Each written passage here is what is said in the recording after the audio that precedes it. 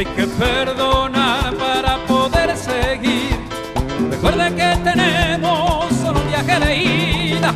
Hay que darle gracias siempre a la vida, a la vida, a la vida, a la vida.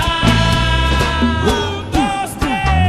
Oye, abre tus ojos, mira hacia arriba, disfruta las cosas buenas que tiene la vida.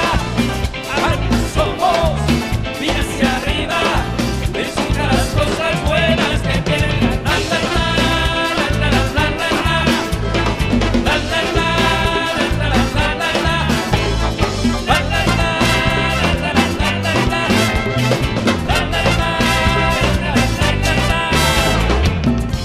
Perdido y no sepa dónde vas, recuerda de dónde vienes y qué bien te sentirás.